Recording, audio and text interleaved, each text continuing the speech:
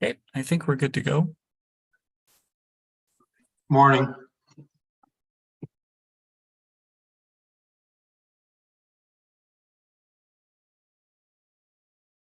Okay, I think we're ready to start now.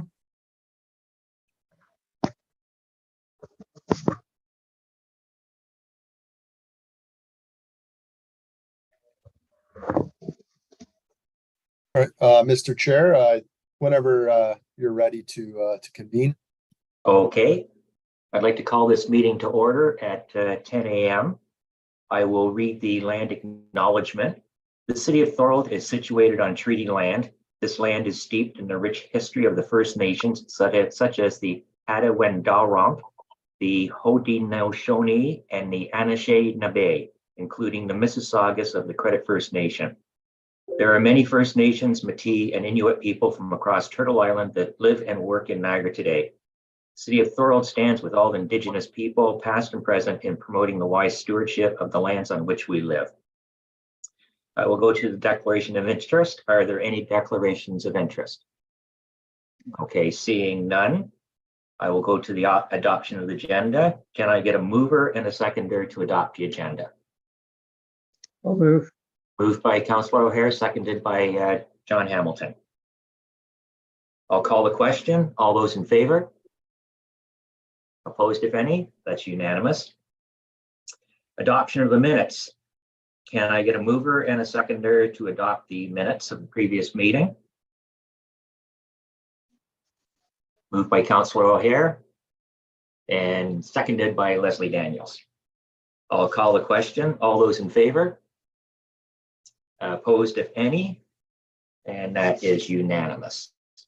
I don't have any correspondence to report on. Nicholas, is there anything from your side? Not that I'm aware of in the clerk's department. Sorry, Ken, you don't have anything on your end, do you? No, Okay, thank nothing you. that I should declare. Okay, going on to line 7 committee business. We did talk about the proposed off-leash dog park last meeting. Dave Baldoni did a presentation on that. I think one thing that came out of it that we were concerned about was that the residents were concerned that an environmental impact statement hadn't been performed, and that was to be at the request of the MPCA. But we put forward a motion directing staff to take necessary steps to complete an environmental impact statement on the proposed site of the off-leash park. So I guess we're waiting for that. What are the steps for that, Nicholas? So, Mr. Chair, to, I guess, give an update on that. So the last meeting was, I believe, August 4th. Yeah. So council has not met since then. They had a bit of they didn't convene in August. So the next council meeting will be September 12th. So there's not really any update on that matter. Okay, so that'll go to the September 12th meeting then. Yes, my understanding is it will, yes. Okay, thank you. Northland Power expansion. I guess this is pretty interesting. I went back to the calendar of events that started with the July 6th town hall meeting that Northland Power had at the John Michael Center. And I looked at the number of attendants that were there. There was a couple of dozen that showed up, but what I was looking for was comments that Northland would have posted on their website, and I can't believe there was only 4 comments that they've got posted. There's 2 for and 2 against. I was hoping that there would be a lot more.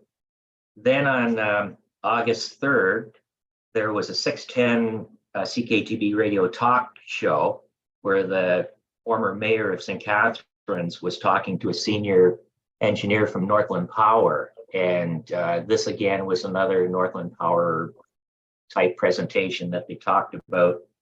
And there were some interesting points that were raised about the necessity of this proposal, this peaker project that's going forward or wants to go forward. And in this discussion, there was a discussion about transitioning, and the representative from Northland talked about the time that the power grid transitioned from coal to natural gas. And it's understandable. So now they got rid of the coal, but nowhere in the discussion were they talking about a period of time when they're going to start transitioning away from natural gas. They still want to go forward. They would not do this project, in my mind. It does not make economic sense if there wasn't the subsidies that are being put forward by the provincial government right now on this project, because it's not going to be producing gas any more than about 5% of the time. And it's about, I understand, I think, what is it, $4 billion that the provincial government is putting up through ISO to subsidize these energy companies. So they're not even saying if there's going to be a time when they're going to decommission this particular facility. It sounds like it's just absolutely open-ended. And it was also raised in this talk show about the renewable natural gas that's coming out of the Walker quarry facility.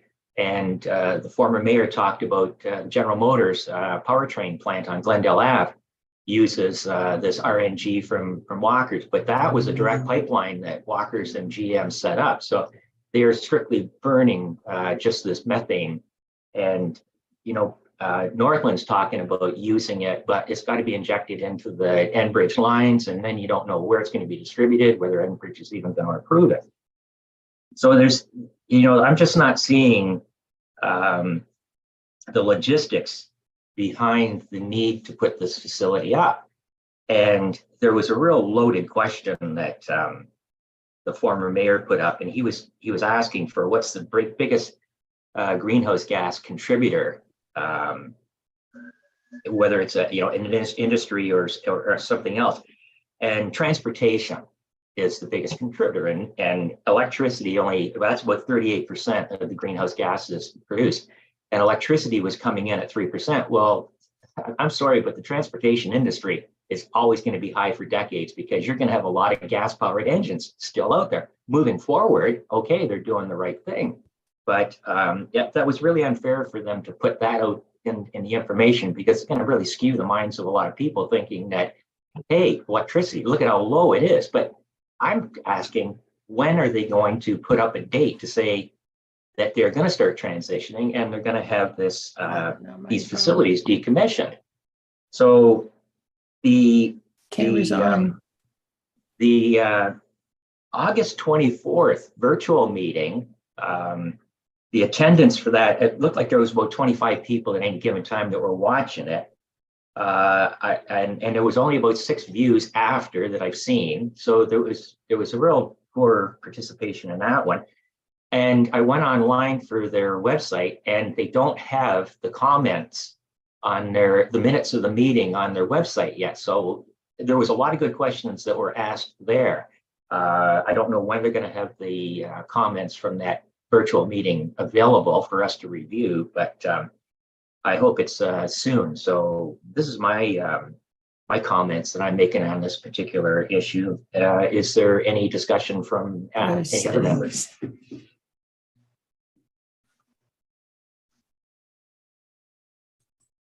Seeing none, should we move on? John, did you want to say anything? Well, I was wondering, are we going to make any kind of presentation to council on September 12th? This is what I wanted to discuss too. I mean, my background on this particular is very limited. This is really new to me, and I don't know if you really need to be a techie to totally understand the industry. It's not understanding the industry, it's understanding whether we want to continue funding industries that are producing greenhouse gases. And we're reaching a tipping point, and sooner or later a decision has to be made that we say, okay, no more. This is where we're going. The federal government has a mandate that this is going in the opposite direction of. So, where do we go with this? Ken, comments? Yeah, I'd just like to perhaps clarify a couple things for the committee. First is I have been engaging with Northland Power, so I can confirm, Joe, that they only did receive 4 written comments at their Okay. in-person town hall, because they expressed their own sense of frustration to me, considering that they sent out mailers to over 2,200 households in the surrounding area to Yeah. try and get that community engagement. So they share your sentiment. Okay, thank you. Yeah, I looked at the attendance list and it looked like maybe 40 people might have attended or so. Yeah, it wasn't big. Yeah, and in terms of the life of the plant itself, Northland Power currently only has a contract until 2030 for its existing as-is gas-powered turbine. They are in the process of upgrading that turbine to a more efficient process, and that will then extend the life of the facility until 2035. My apologies for misspeaking. Okay. And the intention of this peaker plant is to address the short to medium shortage of electricity generation due to the taking off the Pickering Power Plant and other challenges. Yeah, I read that. To meet that gap. And with this peaker plant, you're absolutely correct. The expectation is that it'll only run 1 to 5% of the time to meet that peak demand, because it's far more cost effective to build infrastructure for capacity rather than generation. Now, if they are successful in getting this bid to build this peaker plant, this will only give them a contract extension until 2050.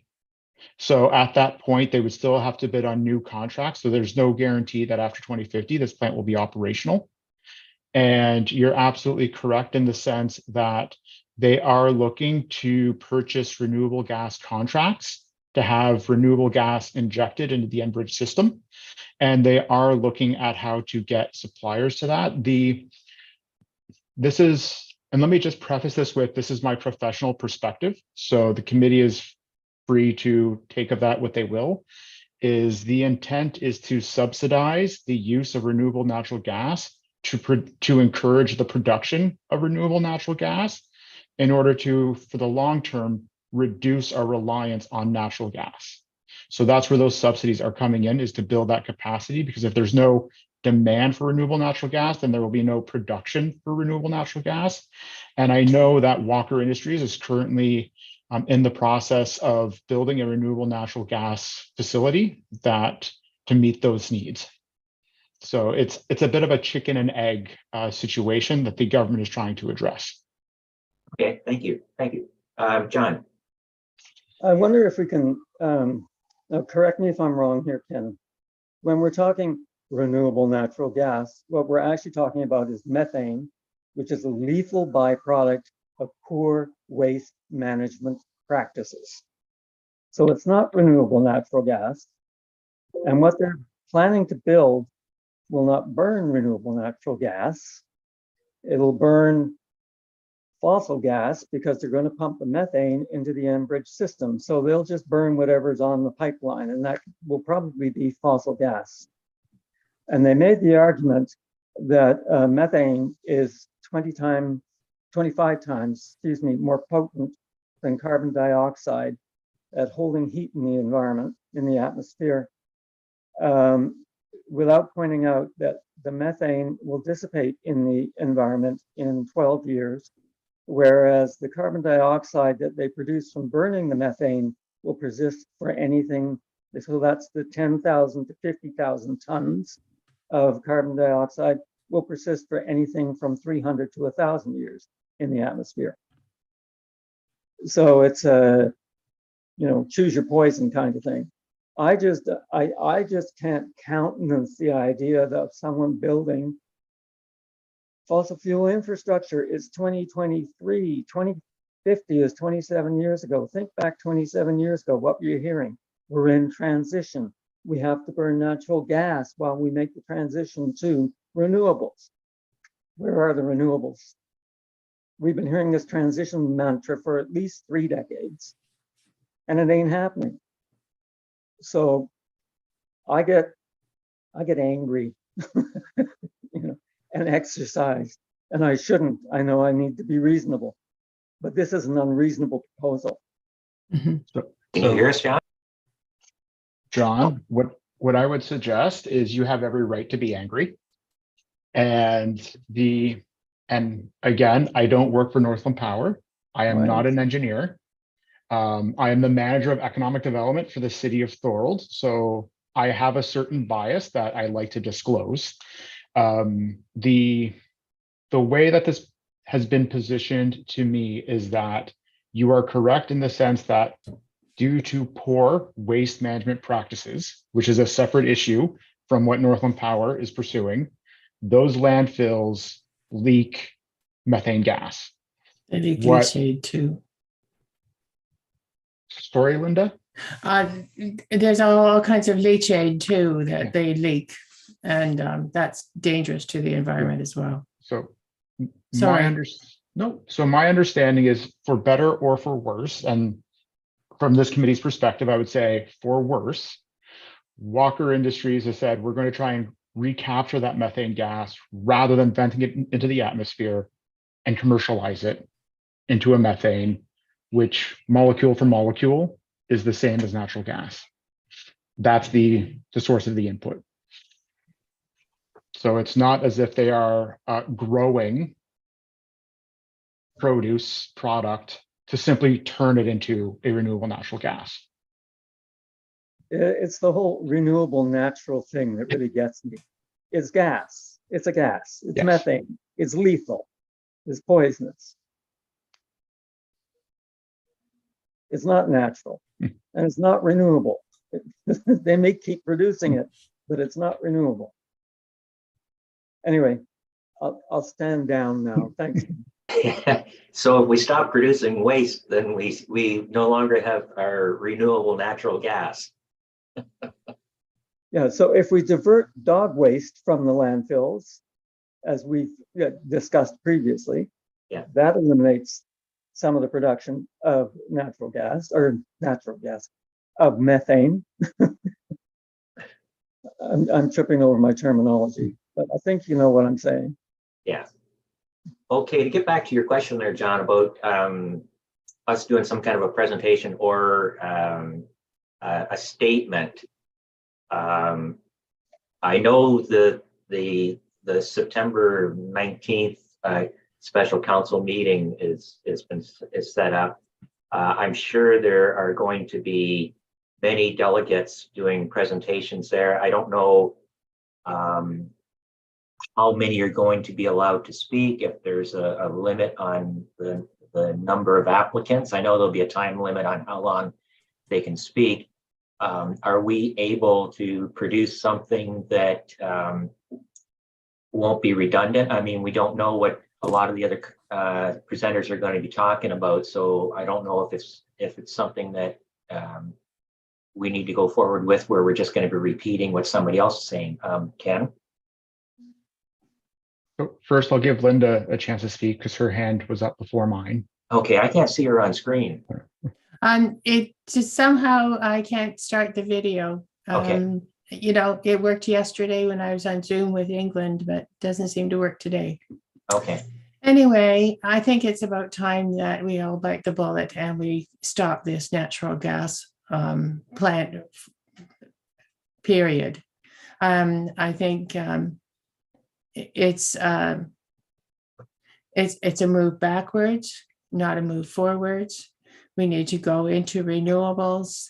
This is just my opinion, and I have no idea as to how this works for us, but here in Thorold. But I really think that it needs to be stopped. I think it needs to be declined because I can't see anything other than it being harmful to the environment. And I think it's harmful also to the community because of the cost of it, because the cost will go along. And as Ken said, it'll only be used for peak periods. And if it's established, it'll only be used for peak periods, and then most of the day it's not going to be used. And so I think the cost is well above what we need to pay for this. And this contract seems to be what I've read is going on and on and on forever. And I agree with John. These chemicals are poisonous to the environment, and we need to stop. My other thing is it's about time, and this is not on topic, and I apologize, Joe, but it's about time that the Niagara region looks into transitioning to, instead of burying our garbage, burning it. And actually with an incinerator, and I bet we could get rid of a lot of different landfills and put the land back to use, perhaps by incinerating it. You'd only need one landfill to bury the ash. And I just think that if we had the incinerator here, we could do a lot of capture a lot of stuff that's coming out of Toronto and being buried all over Ontario. So I'm sorry, that's my little bit, but I think that this gas plant needs to be declined, and we need to say no to it, because I don't think it's going to be worth the dollars that we will be paying. And I don't trust the provincial government, because the Conservatives seem to be climate deniers as opposed to climate change deniers, as to acknowledging climate change. And if they acknowledge climate change, they would actually agree with John that it's not appropriate and it's poisonous to the environment. We've got enough poison in the environment already. We don't need to put more into it. So that's my opinion. And you can take it for what it is, but if you look at the 50 by 30 website, they're working on this gas plant and trying to get rid of it too. So. Okay, thank you, Linda. Ken, I'm going to go to Leslie first. She had her hand up a while ago. Leslie, go ahead. I'd like to wait until after the next meeting. One of the reasons they're not getting the public out is that the public doesn't see it as a problem that they can grasp. There are too many opinions without scientific backing. Sure. And I think after that meeting, we might find some fault in their project or something that we can use to take to council. Right now, we have general opinions. We don't have a reason to scientifically expose them and to make a motion to council. So if we wait till after that meeting and we hear some point that is important, and we can do some research and present that to council, that'd be a far better role than just saying our opinion is we don't like it and we don't want it here and it's not for our future, because they've got all sorts of arguments for those things. But I bet there's something scientific. That's how we defeated Walker Brothers back in 1980, and the government had to drop their partnership with the company for hazardous waste site. But we tried with the issues, just we don't want in our community, across the canal. Those things didn't work. What worked was when the public had something to focus on, and we're a little bit worried about it. And we got the media involved. Okay, thank you. I'm going to go with Ken. You can probably comment on some of what Leslie's saying. Yeah, and I would just like to sort of clarify a few things, Leslie, because I disagree with you a little bit. And the reason I say that is Northland Power had originally delegated to council, and so let me preface this with, I'm the staff member who's responsible for writing the report that is going to council on September 19th. So Northland Power had originally presented to council on Tuesday, May 2nd regarding their bid on the L21 RFP to bid on the 1,500 megawatts of non-storage capacity that needs to be built to address provincial and regional needs. At that meeting, council decided to defer the endorsement until after the community engagement so that they could have more information, and requested that Northland Power come back to council after that to seek the endorsement for the project. That is the purpose of the Tuesday, September 19th meeting, is for council to decide whether they will or will not endorse the project. I thought, So with that said, if this committee wishes to draft something to provide their position on whether the city council should or should not endorse the request for an endorsement of their proposal, it should be done prior to the 19th. And ideally, as the staff member bringing this forward, I would like to have that draft letter prior to September 5th, because no, not September 5th. I'm lying. I apologize. Prior to September 8th, Friday of next week, because that is when I have to have my report into eScribe for the counselors. So I would be able to attach it as an appendix. Okay. What do you think, John? I think that I would move that we compile a consensus opinion, Mhm. draft a letter, and forward it to Ken so that he can forward it to council. I would request that you forward it to clerks. Okay, sorry. No, I just like to Yes. keep everything above board, forward it to clerks, and that way I can have the letter from clerks as part of an appendix to the report. Roger that. Okay, so Joe, I'll second that motion.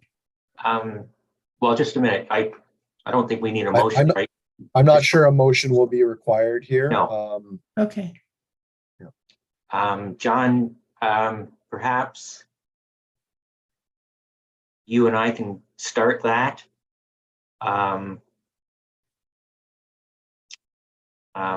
Leslie, do you want to have any input on it at all? I think what we can do is probably work through some emails. I don't think we wouldn't need the committee's approval, would we, to submit it to the clerk's department before the 8th?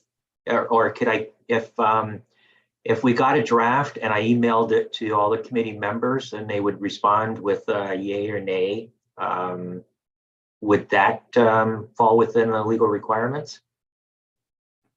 That should be sufficient, yes. If you wanted to also inform us of, who responded specifically. Yes, yeah. Knowing that it's possible some may not necessarily have provided input. Otherwise, if there were only a couple of individuals, it could just essentially be under your name, and we can mention that you are on the committee, of course. Okay. Ken? I guess it would just, I'm just saying it would depend on the number of individuals who proactively reach out and provide feedback on the statement. Okay. And if I could also make a suggestion, and Nicholas can cut me off at any time, it may also be worth your time having yourself, Joe, and John as the chair and vice chair of this committee to delegate to my report on September 19th as well. Therefore, you'll be on the public record. Okay, I see. Yeah, so to speak to that, obviously we don't know at this time how many delegation requests the clerk's department will receive. Clerk does have some leeway to kind of help, I guess, control the agenda a bit. In other words, kind of similar to what you were saying, Mr. Chair, not knowing if there's going to be many people who essentially want to say the same thing. The clerk is able to essentially encourage groups to select a spokesperson if they're essentially speaking to the same matter. So we'll kind of play it by ear to see how it plays out. If you do want to submit a delegation request, you can do so through an online link. The city does have a form on their website. Right, okay, thanks. Okay, We are the committee, the city's advisory committee. So that should mean something, I think, for us to be able to present if we wish. Sorry. yeah, Sorry, John. I think, okay, John, I'll email you and we'll set something up after this meeting and move forward with it. Any other discussion on this? Okay, seeing none. Okay, we got working group updates. Councilor O'Hare, you emailed me about what was that, the tree initiative? That's right. Thank you, Mr. Chair. Yes, that's about the 10,000 tree project in Thorold, and I believe John's going to speak to it to tell you what we were discussing and working on. Is that correct, John? Yep, I can do that. I'll just Good, give you an thank update. Councilor O'Hare and I met Sunday to just talk through some of the tree planting initiatives that we've been discussing and how we can make those work. And so, and you know, I like a big umbrella term for everything. So the 10,000 trees we thought would serve as an umbrella under which all of our tree planting initiatives, from building a nursery at Lakeview Cemetery to applying for grants to Tree Canada for community projects, to tree giveaways, to whatever we do by way of trees, would all come under the 10,000 tree sort of rubric. One of the things that I am eager to see us do is apply to Tree Canada for a community grant. They will give up to $10,000, and the application process starts in October. So we would need council to direct staff to do that. And we would need to identify a suitable project, which would also probably be within the bailiwick of staff. $10,000 doesn't sound like much, but if I understand correctly, that would be a 33% increase in the tree planting budget for the year. So that's not nothing. We also talked about the possibility of working towards what is called Tree Cities of the World designation. And that's an International Arbor Day Foundation project, and Tree Canada is the Canadian partner. And cities that meet that designation get to style themselves a Tree City of the World. They have to meet 5 criteria in order to do that. And those include things like knowing what you have. So do you have an inventory of your urban forest? Do you know what's there? Having someone who's responsible for the urban forest. So do we have a department, or do we have someone individual? So those criteria need to be met in order to get designation. And I would propose that it's something that we could aim for in the life of this council. So that would be 3 years to sort of work through that, make sure that all our ducks are in a row, and try to get that designation. I don't know if you saw the mayor of Tallahassee, Florida the other day as the hurricane went through, but he identified his city as a Tree City of the United States. And he was very proud of that. And they have 53% of forest canopy over their city. Yeah. So it's something that we can work towards. There are also other avenues of funding through Tree Canada, one of which is CN Connections. So CN actually provides grants of up to $25,000. They're not accepting applications at the moment, but we can keep our eye on that. And Tree Canada also provides grants of up to $3,500 for community groups. So like the folks who did the frog pond, groups like that can get up to $3,500 for a tree planting project. They have to work with the Tree Canada community advisor, and they have to agree to provide support to the trees for 3 years to make sure that they're well established, so that you don't have what happened to the frog pond where trees are dying. So what's the point of planting? That is, I think, Councillor O'Hare, have I hit all the high points here? Councillor O'Hare, go ahead. Yeah, thank you, Mr. Chair. Yeah, excellent, John. There's just one more area that we talked about, and that is approaching developers and big business to donate to an independent fund within the City of Thorold Financial Department that can be used to access tree purchases for the nursery that we spoke about, or that you spoke about earlier, as well as just maintaining a huge stock that will be available to citizens of Thorold at their request for a tree. So that is a whole different approach where we go out into the community and ask for dollars that can be donated, committed to this fund.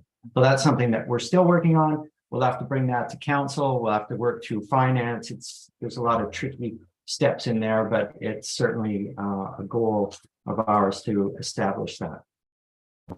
Thank you, John. Okay, very good. Any comments from the committee on that? Carrie? I think I've mentioned this before, but the Conservation Authority's had good luck working with the TD Friends of the Environment Foundation as well for tree planting initiatives. We've received 3 grants this year through TD in collaboration with a couple of our municipal partners. So if the City of Thorold has a site in mind for next year and would like to collaborate, they're usually around $5,000, so a little less than the Tree Canada grant. And it typically has to involve a planting that involves TD staff. So there has to be like a branch that's somewhere nearby to the site. I think it's like within 25 or 30 kilometers of the site. So just that is just an additional, if you're looking for funds coming in to support tree planting, they also are fairly easy to work with. Okay, thank you very much. John? Mr. Chair, just to clarify, with the Tree Canada grant, one of the conditions is that you involve community actors. So you involve the folks who live around the park where you're going to plant the trees, or you involve young people. You try to get a little core of foresters built from among youth in the community. It's very much about involving the community in the planting of the trees. So I just thought I would point that out as well. Okay, that's very good. Yeah, because you could probably approach some of the schools, high schools and elementary schools, to get the kids involved, and that's a great idea there. Thank you. Any other comments on this? Okay, seeing none, we can go to the roundtable discussion. I'll start with Leslie. Anything to add? Probably. I can't think of anything off the top of my head, but September starts up all there. 190-55580. If I could turn that off, I'd turn it off. Like all community groups, it's just everything starts in September. So next roundtable, I'll have something to tell you. So you don't want to do a shameful plug for your September event? Oh, well, yeah, we do have the one event that is open to the public, is the awards from our Rose and Flower show that took place in June. We do the award ceremony in September. So that's Saturday, September 23rd. And we're running a contest all through Thorold, hopefully getting businesses involved. To participate like they did last year and pick a couple of gardens of note. There are forms available at City Hall, the library, the senior center, to nominate by photo a garden of your choice. And it can be a container, it can be the boulevard of somebody's property. It could be a front garden, a back garden, and all you have to do is nominate them and attach a picture and drop it off at one of those locations. And in September, we'll have a few new horticulturalists in Thorold getting recognized for their gardening. Okay, thank you. John, anything to add for the roundtable? I would just like to refer back to the Tree Canada grant process, if I may. Do we need a motion to council to direct staff to undertake a grant application? Or is it, I mean, it's not something that we as a committee can go forward with. It needs to be the city of Thorold that goes forward with the application. Yeah, so that would be something that council would have to direct staff to do. Okay. So the motion would be something to the effect of the committee recommends that council direct staff to pursue the matter. Would that have to be done at this meeting, or can we do that in October? Let's do it now. The grant application period starts in October. So the sooner we can act on it, the better, I would think. I would just, if I can just, assuming there's no deadline, if it were done in October at council meeting, I think that would maybe be advisable. The agenda is quite stacked at this point for September 12th. So assuming that it doesn't provide any deadline issues, that could be something that gets added to the next agenda. Okay, Councillor O'Hare? Thank you, Mr. Chair. Just a question, I guess this one's directed to Nicholas, and that is, wouldn't we need a notice of motion first? And that's a very quick process. We could do that in September and then in October at the first council meeting presented. Of course, yes, that's something that, of course, in your role as councillor, you can always bring forth on your own initiative. Okay, so why don't I work with Matthew and just let him know that we'll be doing a notice of motion, and then we'll come back and prepare a motion for staff for October. Okay, so you'll, Councillor O'Hare, you'll be doing a notice of motion at the September 19th meeting? September 12th, perhaps, or September 12th, pardon me. Yeah. Okay, Yeah. okay, good. Okay, understood. Anything else, John? Were you finished? No. No, you're not finished, or nothing else? I'm not finished. I looked at the Heritage Committee's website the other day. And so it came as a surprise to me to know the Heritage Committee had a website. And I thought, given our mandate and the need to involve the community, that something similar might work for the Environment, Climate Change and Biodiversity Committee, and even maybe a YouTube channel. And is there any capacity for working with Thorold Secondary School to identify folks who would be able to help us design, maintain, provide videos in the form of public service announcements? So for instance, if we went with the dog waste program that we talked about previously, a little public service announcement made by students at the school about why, how, and what to do, maybe a minute long, that sort of thing. I'm just, reaching out for ideas for trying to engage the community in the work that we're trying to do. And that would seem to be a sort of a sine qua non, is some kind of public face for the committee. Yeah, I get it. I'm going to direct this to Ken Schultens, because I know the city was redoing their websites, and I think Ken was overseeing this particular project. We would probably have to link into the city's website. So can you comment on this, Ken? So my primary comment is going to be, I'm going to defer to Nicholas because this would be a comment directed to Megan McRae, who maintains the city's communications. Okay. What I can speak to as the staff liaison for the Tourism Advisory Committee, I am revamping that website to be more of a outward facing to visitors and travelers. So the city does have that role. So I'm not saying there's not an avenue for it, but I'm dodging the workload, if you will. Yeah, I can note that question and follow up on it and get back to you. Okay, thank you. That's a great idea, John. Yeah. Yeah, that could really work. Yeah. Now I'm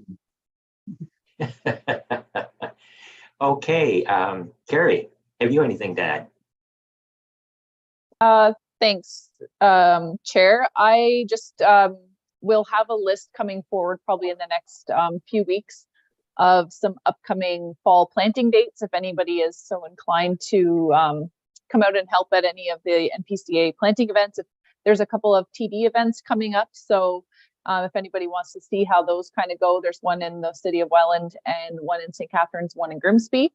So those dates will be coming up soon. I don't know whether this committee is aware, or the staff maybe at the city of Thorold are. There's a big conservation symposium coming up called Latrinelle. I don't know if anybody's heard of it before, but there is, the registration I think is opening now. So lots of great speakers. The theme this year is changing climates. So if anybody's interested in that, I can share the link to that website. I believe there is a cost to attend.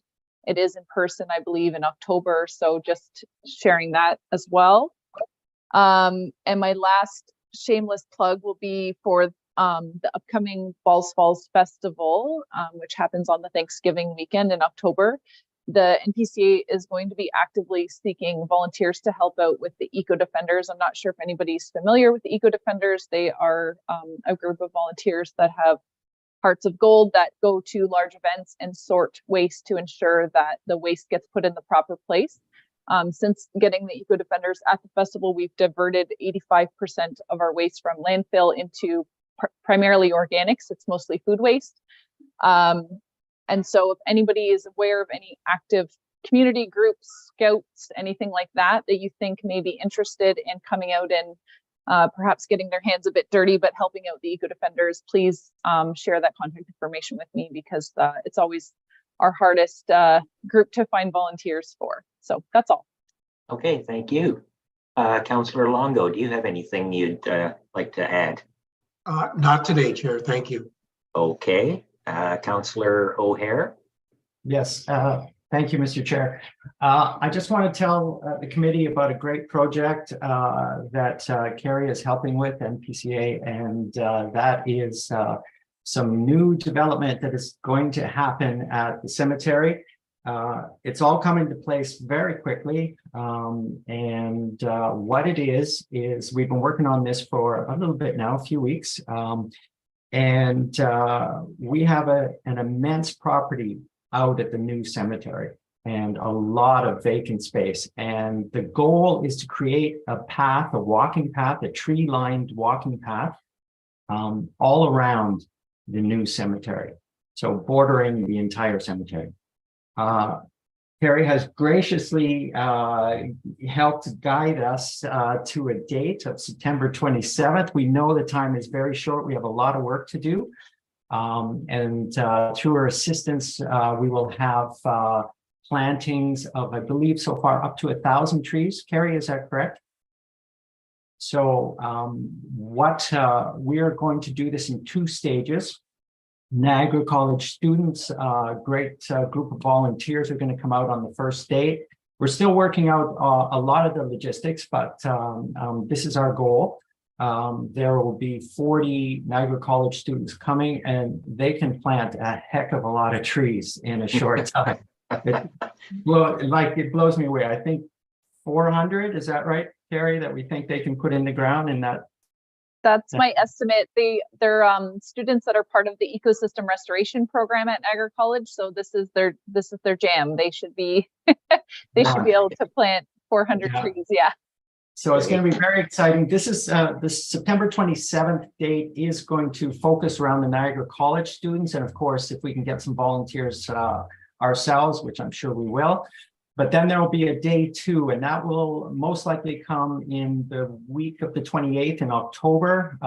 Carrie has recommended that because there's so many other events going on in the meantime.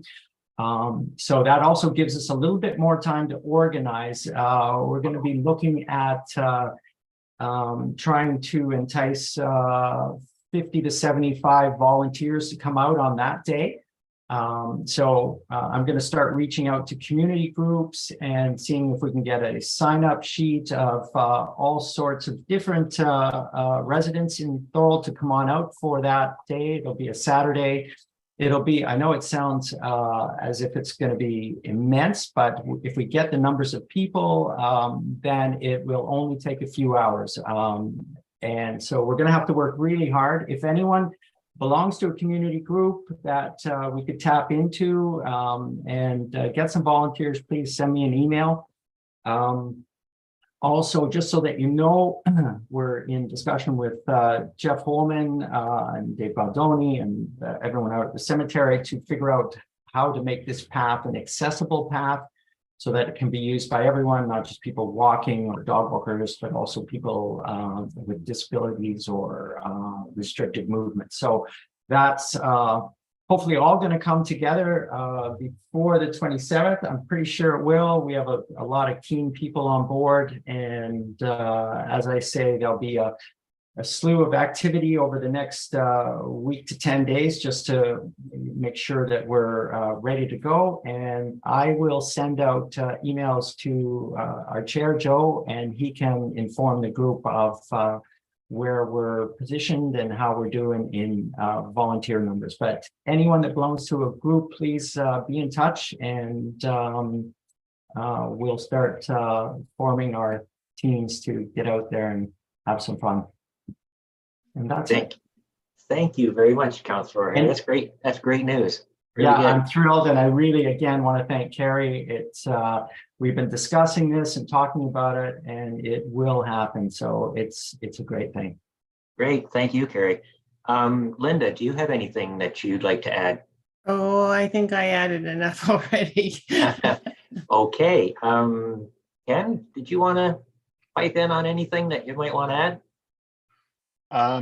No, I like full disclosure. I was invited to attend this meeting by our clerk's department because of questions surrounding Northland Power. Okay. I'd just like to commend this committee for their commitments to the environment and wish you all the best of luck. Thank you very much. Nicholas, did you have anything that you might want to comment on? You're muted. Yeah. Sorry, nothing from me, Mr. Chair. Thank you. Okay. That covers pretty well everybody. I don't have anything that I'm going to talk about. Our next meeting will be held on Friday, October 6th. And being there's no further business, this meeting is adjourned at 10:53 a.m. And everybody enjoy your long weekend. Bye for now. Thanks.